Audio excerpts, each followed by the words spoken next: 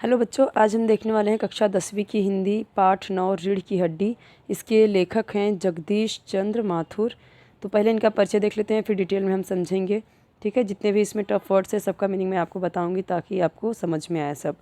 इनका जन्म हुआ था 1917 1917 बुलंदशहर उत्तर प्रदेश में। इनकी मृत्यु हुई थी 1978 1978 को।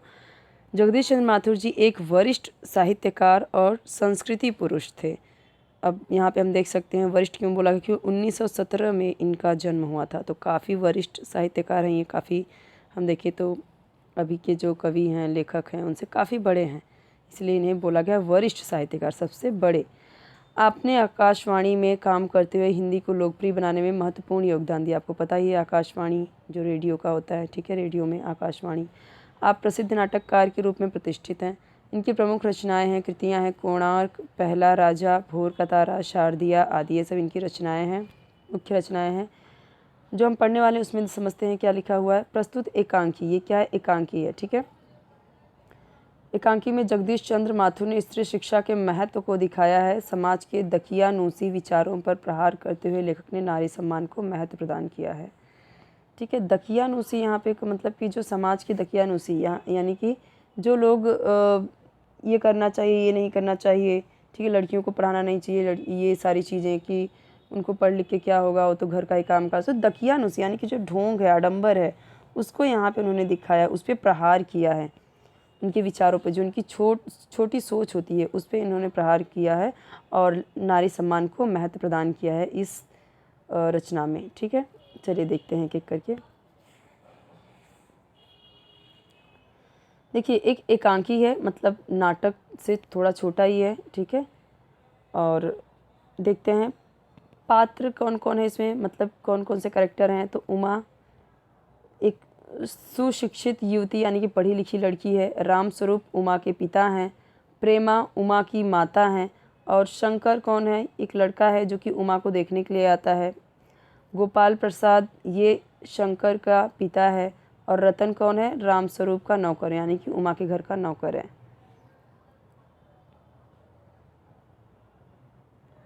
तो कहानी यहाँ से शुरू होती है, नाटक जो एकांकी है यहाँ से शुरू होता है। एक कमरा दिखाई देता है पहले, और अंदर के दरवाजे से आते हुए जिन महाशय की पीठ नजर आ रही, मतलब एक कमरा और कमरे के इस साइड से, मतलब इंसान का मुंह उस साइड है पीछे की साइड, और इस साइड वो आ रहे हैं, आगे की साइड आ रहे हैं, इस तरीके से मुंह साइड करके। तो जिन महाशय की पीठ नज़र आ रही है वह अधेड़ उम्र के हैं। अधेड़ यानी कि आप कह सकते हैं ना बूढ़ा ना जवान, यानी कि 50 साल कह सकते हो। एक तख्त को पकड़े हुए कमरे में आते हैं। तो तख्त को पकड़ के दो लोग दो तरफ से पकड़ के इस तरीके से कमरे में आ रहे होते हैं। तख्त का दूसरा सिरा उनके नौकर ने पकड़ रखा है। कौन, नौकर का क्या नाम है, रतन।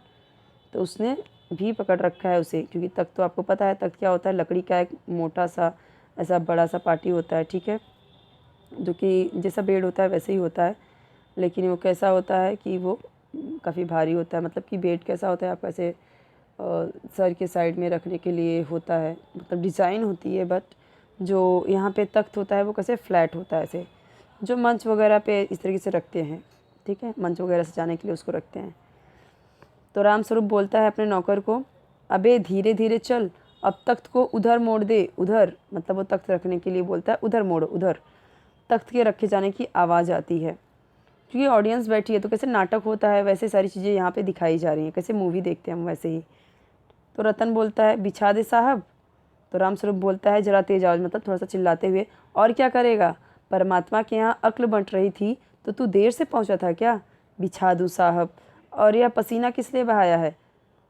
तो मतलब यहाँ पे बोलते हैं कि बिछा दूँ साहब, यहाँ पे उसको चिढ़ाते हुए बोलते हैं रामस्वरूप, और बोलते हैं और यह पसीना किस लिए बहाया, मतलब ये पसीना बहाया किस लिए है, उतनी दूर से यहाँ पे तख्त को लेके आए तो बिछाने के लिए ही लाए हैं ना। तो ऐसे वो उसको डांटते हुए बोलते हैं। तो रतन यहाँ पे कैसे वो नौकर है तो क्या करता है, तख्त बिछाता है और ही करके थोड़ा सा हंसता है। तो रामस्वरूप दरी उठाते हुए, दरी जो बिछाते हैं, ठीक है, जो हम देखते हैं जो बेड पे बिछाते हैं, बेड नहीं, जो तख्ती वगैरह पे बिछाते हैं, फिर उसके ऊपर से बिस्तर लगाते हैं। तो दरी उठाते हैं, बिछाते हैं, और बीवी से बोलते हैं, प्रेमा से, नहीं, यहाँ पे देखो दरी उठाते हुए बोलते हैं बीबी जी के कमरे से। बीबी यानी कि हम देखते हैं जो नौकर लोग होते हैं वो घर की जो बेटियां होती हैं उनको क्या बोलते हैं, बीबी जी। तो बोलते हैं वही कि बीबी जी के कमरे में से हारमोनियम उठा ला और सितार भी। यहाँ पे बीबी जी को किसे बोल रहा है रामस्वरूप? अपनी बेटी के लिए कि जा बीबी जी के कमरे से हारमोनियम, कि नौकर उसे बीबी जी बोलता होगा, जो रतन है वो उसे जो उमा है उसको बीबी जी बोलता होगा। मूवी वगैरह में आप देखते होंगे लड़कियों को बहुत जगह पे बीबी जी कहा जाता है या बेबी जी, इस तरीके से। तो यहाँ पे बोलते हैं कि हारमोनियम उठा ला और सितार भी, तो जल्दी जा। तो ऐसा बोलता है रामस्वरूप। रतन जाता है, पति पत्नी तख्त पर दरी बिछाते हैं, मतलब रामस्वरूप और प्रेमा दरी बिछाते हैं और रतन जाता है हारमोनियम लाने और सितार। प्रेमा बोलती है, जो उमा की माँ है, लेकिन मैं तुम्हारी लाडली बेटी उमा तो मुँह फुलाए पड़ी है। मुँह फुलाना मतलब गुस्से में होना, ठीक है। रामस्वरूप पूछता है क्या हुआ? प्रेमा बोलती है तुम्ही ने तो कहा था कि उसे ठीक ठाक करके नीचे लाना। रामस्वरूप, अरे हाँ देखो, उमा से कह देना कि जरा करीने से आए। करीने यानी कि ढंग से, तरीके से आए, अच्छे सलीके से आए, अच्छे से तैयार वैयार होके। ये लोग जरा ऐसे ही हैं। कैसे हैं मतलब वो आगे बताएगा। खुद पढ़े लिखे हैं, वकील हैं, सभा सोसाइटियों में जाते हैं, मगर चाहते हैं कि लड़की ज़्यादा पढ़ी लिखी ना हो। तो कैसे हैं? खुद तो पढ़े लिखे हैं, वकील भी हैं। जो वो आएगा जो मतलब कि जो लड़के का पिता है वो वकील है, और सभा सोसाइटियों में जाते हैं, मतलब बड़ी बड़ी सभा सोसाइटियों में भी जाते हैं, लेकिन क्या चाहते हैं कि लड़की ज़्यादा पढ़ी लिखी ना हो। प्रेमा बोलती है, उसकी माँ उमा की माँ मतलब कि यहाँ पे रामस्वरूप की जो बीवी है, वाइफ है, वो बोलती है और लड़का, मतलब लड़के की क्या सोच है, वो क्या चाहता है? तो रामस्वरूप बोलता है बाप शेर है तो लड़का सवा शेर, यानी कि वो तो उससे बढ़ के है, वो तो उससे एक कदम और आगे है। बीएससी यानी कि बैचलर ऑफ साइंस, आपको पता है 12th में जब हम साइंस लेते हैं तो आपको ग्रेजुएशन में भी आपको साइंस लेना होता है, तो आप जब ग्रेजुएशन करते हो तो उसको बीएससी बोलते हैं, बैचलर ऑफ साइंस। कॉमर्स से आप करते हो ग्रेजुएशन तो बीकॉम होता है, आर्ट से करते हो तो बीए होता है, यानी कि bachelor of art, bachelor of commerce, bachelor of science. तो रामस्वरूप बोलता है बीएससी के बाद लड़का लखनऊ में ही तो पढ़ता है, मेडिकल कॉलेज में।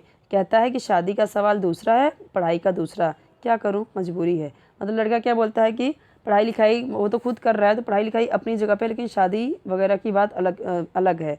लड़की को ज़्यादा पढ़ा लिखा नहीं होना चाहिए, उसका भी मानना है। रतन जो नौकर है आता है, बाबूजी बाबूजी धीमी आवाज़ में धीरे से कहते हुए आता है। रामस्वरूप दरवाजे से बाहर झाँक कर देखता है, अरे प्रेमा वे आ भी गए, तुम उमा को समझा देना, थोड़ा सा गा देगी। मेहमानों से बोलता है, हाँ हाँ हाँ आइए आइए। बाबू गोपाल प्रसाद बैठते हैं, तो यहाँ पे हाँ हाँ हाँ, यहाँ पे जहाँ जहाँ पे दिखेगा आप समझिए कि वो थोड़ा सा यहाँ पे हंसने की फॉर्मेलिटीज़ करता है। जैसे कि हम देखते हैं कि लोग आते हैं मेहमान, तो हम थोड़ा सा हंसते हैं, लोग जो होते हैं वो हंस के ही उनसे मिलेंगे, मतलब कि ऐसे दिखाएंगे कि उनको देख के बहुत खुशी हो रही है, और मतलब काफ़ी एक मुंह पे हमेशा फेस पे कैसा स्माइल ही रहता है। तो फिर हंसते हुए पूछता है, थोड़ा सा मुस्कुराते हुए, मकान ढूंढने में कुछ तकलीफ़ तो नहीं हुई, मतलब घर पे आने में कोई तकलीफ़ तो नहीं हुई, दिक्कत तो नहीं हुई? गोपाल प्रसाद बोलता है, जो आया है देखने, खखार कर यानी कि गला साफ करते हुए, नहीं तांगे वाला जानता था, रास्ता मिलता कैसे नहीं। मतलब बोलता है कि तांगे वाला जानता था ना मुझे, तो रास्ता कैसे नहीं मिलता। रामस्वरूप फिर हंसते हुए थोड़ा सा बोलता है, लड़की की तरह मुखातिब होकर, मुखातिब मतलब कि रुख करना, मुखातिब मतलब कि उसके सामने देखना, उसके सामने अभी पहले वो गोपाल प्रसाद से पूछते हैं कोई तकलीफ़ तो नहीं, फिर लड़की की तरफ मुड़ के कहते हैं, और कहिए शंकर बाबू कितने दिनों की छुट्टियां हैं? शंकर बोलता है, जी कॉलेज की तो छुट्टियां नहीं हैं, वीकेंड में चला आया था। कॉलेज से छुट्टियां तो नहीं है, बट वीकेंड में चला आया था। रामस्वरूप बोलता है, तो आपके कोर्स ख़त्म होने में तो अब साल भर रहा होगा। शंकर बोलता है, जी यही कोई साल 2 साल। तो रामस्वरूप बोलता है, साल 2 साल? शंकर थोड़ा सा हंसते हुए, हाँ हाँ जी, 1 आध साल का मार्जिन रखता हूँ। तो मार्जिन रखता हूँ यानी कि मान लो कि उस साल नहीं पास हुआ या एक आध सब्जेक्ट में फेल हो गया, तो फिर 1 साल और लग सकता है। तो वो बोलता है कि मार्जिन रख के चलता हूँ मैं। गोपाल प्रसाद बोलते हैं फिर से, अपनी आवाज़ और तरीका बदलते हुए, थोड़ा सा तरीका बदलते हुए, अच्छा तो साहब फिर बिज़नेस की बातचीत हो जाए, मतलब यहाँ पे थोड़ा सीरियस होके और बातचीत करने का तरीका उसका बदलता है और बोलता है, तो फिर बिज़नेस की बात हो जाए। रामस्वरूप चौंक कर, बिज़नेस?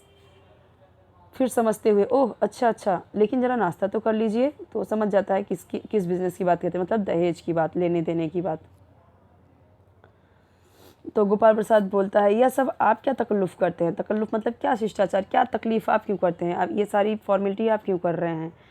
तो रामस्वरूप फिर से हंसते, हाँ हाँ, तकल्लुफ़ किस बात का? यह तो मेरी बड़ी तकदीर है, मतलब मेरी बहुत किस्मत है, बहुत अच्छी बात है मेरे लिए कि आप मेरे यहाँ तशरीफ़ लाए, मतलब आप मेरे यहाँ पधारे, तो ये तो मेरे लिए बहुत बड़ी बात है। तो ये मेरी तकदीर है कि आप मेरे यहाँ तशरीफ़ लाए। तशरीफ़ लाए मतलब कि आप मेरे यहाँ पधारे, ये मेरे लिए बड़ी बात है।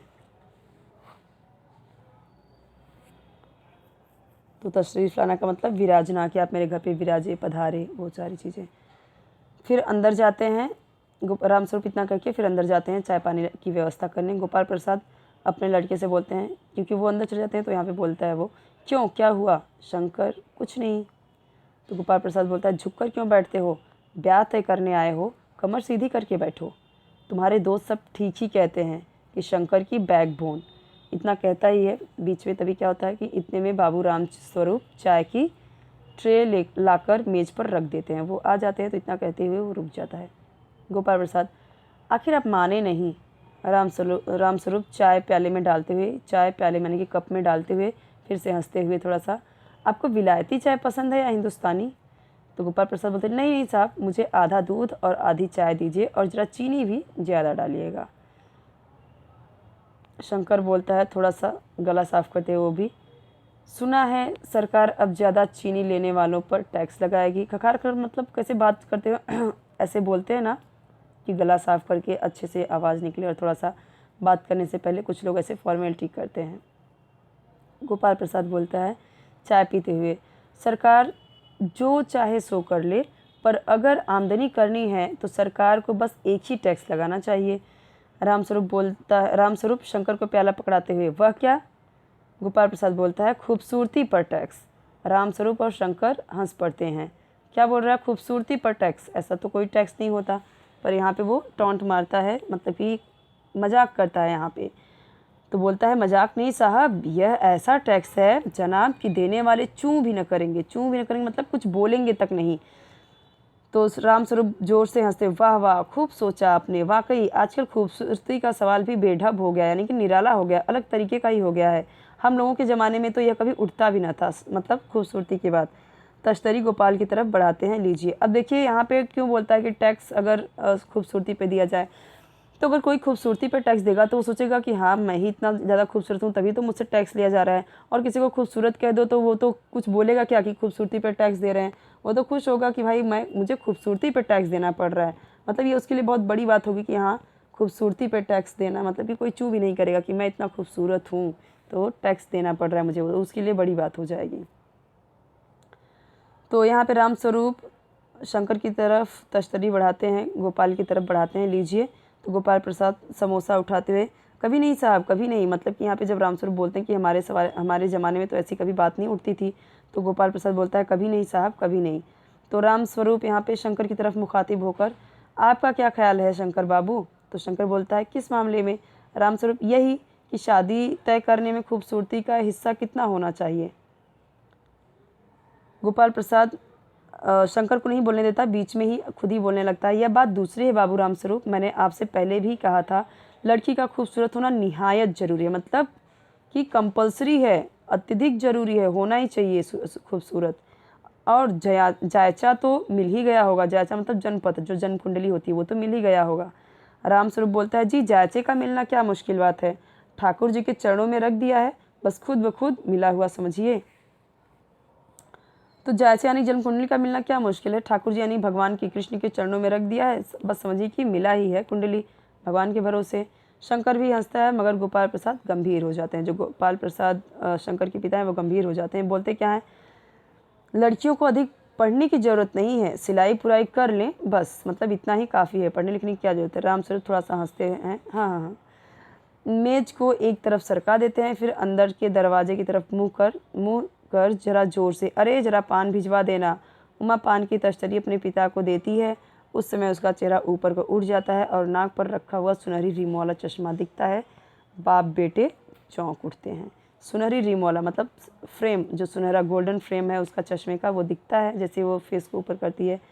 गोपाल प्रसाद और शंकर दोनों बाप बेटे एक साथ बोल देते हैं, चश्मा, मतलब एकदम चौंक जाते हैं। तो यहाँ पे आप देखिए कौन सा यहाँ पे चौंक गए, इसके लिए यहाँ पे देखिए आप जो एक्सक्लामेशन मार्क है, यानी कि विस्मयादिबोधक चिन्ह है, वो लगा हुआ है यहाँ पे, आप ध्यान दीजिए यहाँ पे ये सब चिन्ह वगैरह भी। रामस्वरूप, जरा सक पकाकर, सक पकाकर मतलब यहाँ पे क्या होता है, सक पकाकर मतलब कि असमंजस में पड़ जाना थोड़ा सा, ठीक है जी। वह तो मतलब दुविधा में पड़ जाना, सबको का मतलब थोड़ा दुविधा में पड़ गए और असमंजस में पड़ गए। तो ये बोलने की कोशिश करते हैं, जी वह पिछले महीने में इसकी आंखें दुखने लग गई थी, सो कुछ दिनों के लिए चश्मा लगाना पड़ रहा है। गोपाल प्रसाद बोलता है, पढ़ाई वढ़ाई की वजह से तो नहीं ना कुछ, ऐसा बोलता है। तो रामस्वरूप बोलता है, नहीं साहब, वह तो मैंने अर्ज किया ना, मतलब वो तो मैंने आपको बताया था ना कि ज़्यादा पढ़ी लिखी नहीं है, बताया था कुछ भी। क्या बताया था? गोपाल प्रसाद, वो आगे हम देखेंगे क्या उसने बताया था पढ़ने के लिए। गोपाल प्रसाद संतुष्ट होकर कुछ कोमल स्वर में थोड़ा सॉफ्टली बोलता है, बैठो बेटी। रामस्वरूप, वहाँ बैठ जाओ माँ, उस तख्त पर अपने बाजे के पास। ठीक है, अब यहाँ पे बाजे देखिए क्या है, शब्द युग में है। उमा बैठती है। गोपाल प्रसाद, चाल में तो कुछ खराबी नहीं, चेहरे पर भी छवि है। छवि यानी कि यहाँ पे क्या मतलब है कि तेज है, निखार है चेहरे पे। हाँ, कुछ गाना बजाना सीखा है?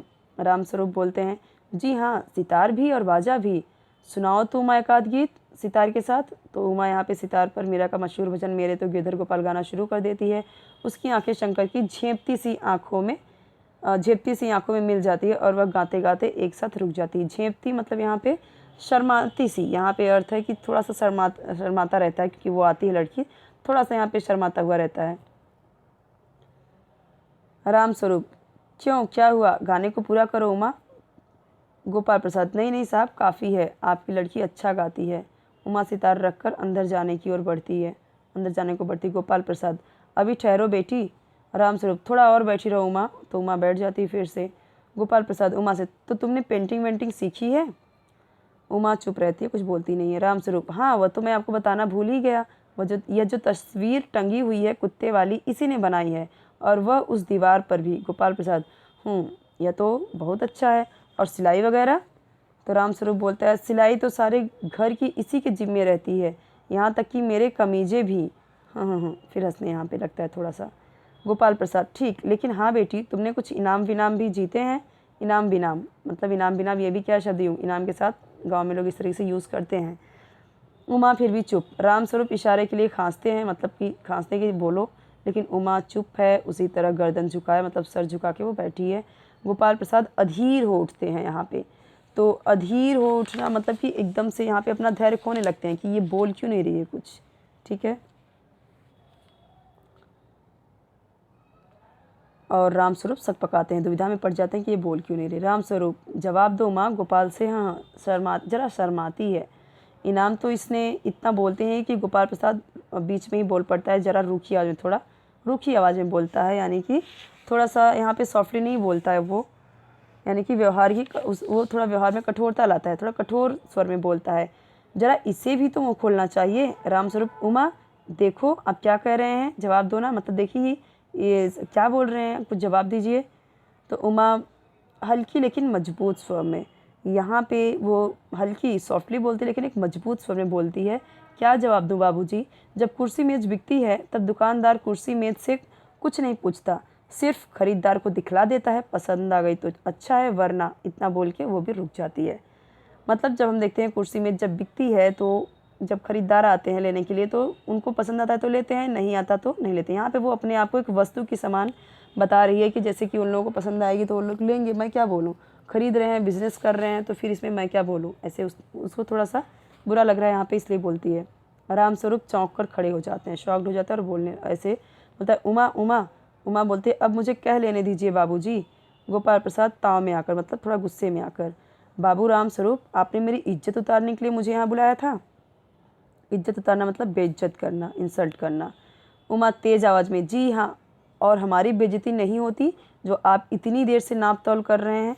तो नाप तौल करना मतलब नापने और तौलने की क्रिया का मतलब यहाँ पे नाप तौल करना, मतलब कि कोई चीज़ यहाँ पे उसका नाप तौल नहीं कर रहे हैं, मतलब कि ये कैसा है, ये किया है कि नहीं किया है, वो किया है कि नहीं किया है, दिखने में तो अच्छी है, चलती कैसी है, गाती कैसी है, इतना जो देख रहे हैं। नाप तौल करने का मतलब यही है कि जो इतना छोटी छोटी बातों के यहाँ पे एक एक चीज़ जो इतना जांच परख कर रहे हैं, वो चीज़ को बोल रही है नाप तौल, मतलब इतना जो जांच परख कर रहे हैं। शंकर, बाबूजी चलिए। गोपाल प्रसाद, क्या तुम कॉलेज में पढ़ी हो? रामस्वरूप चुप रहते हैं।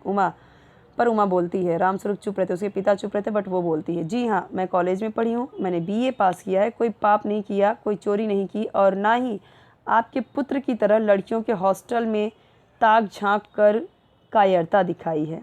तो यहाँ पे वो गुस्से में सब कुछ यहाँ पे झाड़ देती है कि ना ही मैंने ताक झाँक किया है, यानी कि उसका बेटा जो शंकर है कुछ उसने ताक झाँक किया है, यहाँ पे कुछ तो ऐसा काम किया जो उसे पता है। कायरता आपको पता ही है, कायर होना, डरपोक होना। और मुझे अपनी इज्जत, अपने मान का ख्याल है, मान मर्यादा हमें पता है, इज्जत प्रतिष्ठा, ठीक है, जो अपना इज्जत होता है उसका ख्याल तो है, उसका विचार है। लेकिन इनसे पूछिए कि ये किस तरह नौकरानी के पैरों में पड़कर अपना मुंह छिपा कर भागे थे। मतलब पैरों में गिर गया था, उस पर नौकरानी के पैरों में गिर के माफ़ी मांगी थी और मुंह छिपा कर भागा था, मतलब तुरंत वहाँ से भाग गया था, शर्माते हुए, मुंह छिपाते हुए लोगों से बच के भाग गया था। तो रामस्वरूप उमा उमा गोपाल प्रसाद खड़े होकर गुस्से में बस हो चुका। बाबू रामस्वरूप, आपने मेरे साथ दगा किया, यानी कि धोखा किया। आपकी लड़की बीए पास है और आपने मुझसे कहा था कि सिर्फ मैट्रिक तक पढ़ी है। मैट्रिक यानी कि आपने बोला कि वो सिर्फ मैट्रिक की है, मैट्रिक यानी कि सिर्फ 10वीं की है, और यहाँ पे वो बीए की है। तो आपने मेरे साथ क्या किया? धोखा किया, आपने मुझसे झूठ बोला।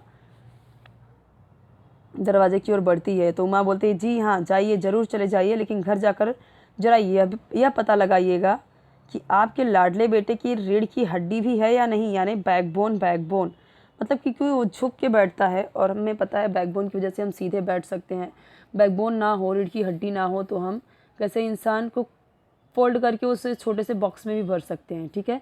तो बैकबोन ही होती है जिसकी वजह से हम सीधे बैठ सकते हैं, चल सकते हैं, खड़े हो सकते हैं, ठीक है। तो वो झुक के बहुत बैठता है, इसके लिए वो उसे लोग चिढ़ाते हैं, इतना झुक के बैठता है कि लोग उसे बैकबोन बैकबोन बोलते हैं कि इसकी तो बैकबोन ही नहीं है। बाबू गोपाल प्रसाद के चेहरे पर बेबसी का गुस्सा है, बेबसी मतलब मजबूरी का गुस्सा है। उनके लड़के के रुलासापन, दोनों बाहर चले जाते हैं। उमा सहसा चुप हो जाती है। भोर का तारा जो एकांकी संग्रह है, मतलब बहुत सारे एकांकी इस भोर का तारा में लिखा गया है। भोर का तारा करके एक बुक है, उसमें बहुत सारे एकांकी हैं और उसी से इसको लिया गया है, ठीक है। सो आई होप कि आपको समझ में आएगा। कोई भी डाउट रहे तो कमेंट सेक्शन में जरूर पूछिए। नेक्स्ट लेक्चर में हम देखेंगे नेक्स्ट चैप्टर। ओके, कोई भी डाउट है तो कमेंट सेक्शन में पूछ लीजिए।